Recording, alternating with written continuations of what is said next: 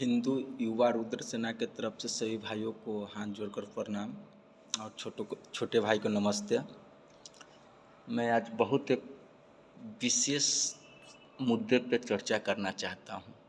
हमारे इंडिया में जो आरक्षण का एक व्यवस्था बनाया गया है, इस संविधान में सिर्फ 10 वर्ष के लिए था, 10 वर्ष के लिए था गरीब को उठाने के लिए, वो भी SC ST वाले लोगों को, न कि OBC और इस सब के लिए, गरीबों के लिए था। जो भी हमारे दलित समाज हो गए, ST हो गए, OBC, ये सब के लिए था। चलिए ठीक है, 10 वर्ष का था, उन्हें ऊपर उठाने के लिए हमारा संविधान में ये बनाया गया संविधान। चलिए यहाँ तक तो सही था कि 10 वर्ष के लिए था। उसके बाद 10 वर्ष के बाद बढ़ा दिया गया, फिर 10 वर्ष के लिए, फिर उससे बढ़ा दिया गया 10 वर्ष के लिए। ये सब सिर्फ राजनीतिक वोट बैंक के लिए किया जा रहा है आज भारत में। भारत कहें या बिहार कहें, भारत ही कहें, काहे कि भारत में, भारत का निवासी होने के कारण तो भारत का ही संसद पास करेगा ना ये सब चीज़। तो सबसे पहले मैं बात करता हूँ एक आरक्षण पे, कब तक ये लागू रहना चाहिए भारत देश में।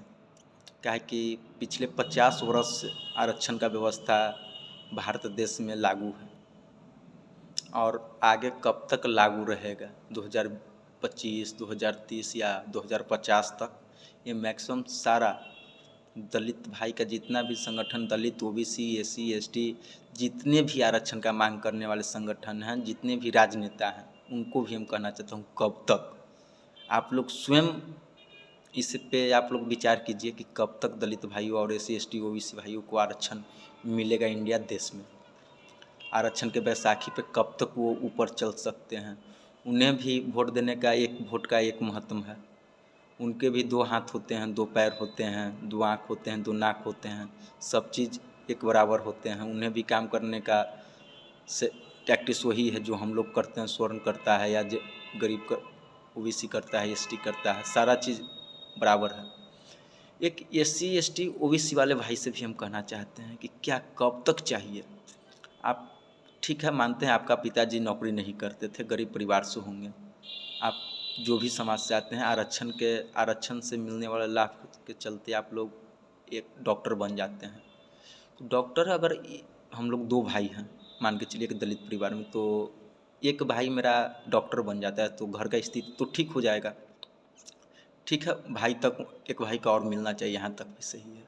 अब डॉक्टर बन जाने के बाद उनका बेटा के भी आरक्षण मिले, पोता के भी मिले, ये क्या खानदानी परंपरा है इंडिया में आरक्षण का? नहीं, ये स्वयं त्यागना पड़ेगा। जो भी दलित, SC ST OBC वाले भाई आरक्षण का लाभ ले रहे हैं, उनसे हम कह रहे हैं, हिंदुत्व का तोड़ने का एक प्रयास है।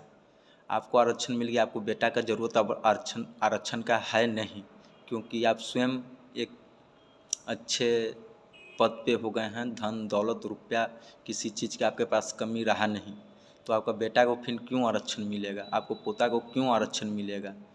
एक दलित भाई का बेटा, जैसे मैं उदाहरण देता हूँ, अगर मान के चलिए कि मायावती जी IAS का तैयारी कर रहे थे, उस समय वो छोड़कर राजनीतिक में आ गए।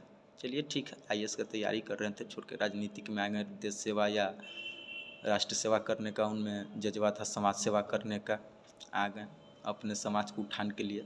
बहुत अच्छा चीज़ है, मानते हैं कि हाँ, कब तक। अब मान के चलिए कि जिस परिवार से मायावती जी बिलोंग करते होंगे, मुख्यमंत्री बन गए, तो उनको अब क्या चीज़ का ज़रूरत है आरक्षण का। आरक्षण के चलते तो एक बार मुख्यमंत्री बन चुके हैं, उनका भतीजा के भी आरक्षण चाहिए, बेटा के भी चाहिए, पोता के भी चाहिए। ये कब तक चलेगा भारत देश में ये सब चीज़ सोचने का। जैसे में बिहार का देख लीजिए, जीतन राम मांझी बिहार का मुख्यमंत्री रह चुके हैं, उनका बेटा भी आरक्षण से अगर मुख्यमंत्री बने तो दुर्भाग्य का ही बात होगा ना। चिराग पासवान, रामविलास पासवान, स्वर्गीय रामविलास पासवान जी की बात बोलते हैं, उनका आरक्षण का आज से 50 वर्ष पहले का ज़रूरत था, मानते हैं उस समय मिला। अब चिराग पासवान भी आरक्षण का लाभ ले रहे हैं, अब चिराग पासवान का बेटा होगा, वो भी आरक्षण के लाभ लेगा।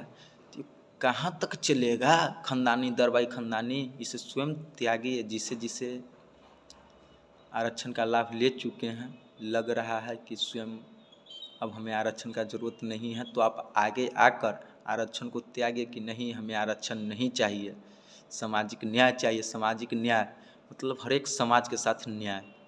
किसी समाज हमारा इंडिया में दबे नहीं। इंडिया एक ऐसा देश है जहाँ बगीचा है, जहाँ हर एक प्रकार का फूल खिलते हैं। इस फूल में किसी फूल मुरझाना नहीं चाहिए। सबको टाइम पे पानी खाद मिलना चाहिए, ताकि सभी वृक्ष और फूल हरा भरा रहे, तभी बगीचा अच्छा लगता है। जब बगीचा सूख जाएगा तो माली भी नहीं रहेगा, बगीचा भी ख़त्म हो जाएगा, फूल सूख जाएगा। तो ये सब चीज़ सोचिए, हिंदुत्व पे जोर दीजिए। हम तो बिहार का एक लड़का है, हिंदू युवा रुद्र सेना चलाते हैं हिंदुत्व के नाम पे, उसका अध्यक्ष भी हैं। तो हमारे विश्वास से आरक्षण का व्यवस्था ख़त्म कर देनी चाहिए था देश से, क्योंकि आरक्षण बहुत 50 वर्षों से लागू है और आगे 10 वर्ष में इसे ख़त्म कर देना चाहिए था। आर्थिक आधार पे कर देना चाहिए था, न कि जाति आधार पे। क्योंकि अब हर एक जाति में अमीर लोग हो गए हैं, वो किसी भी जाति का हो, और नीचे वाले नीचे ही रहते हैं।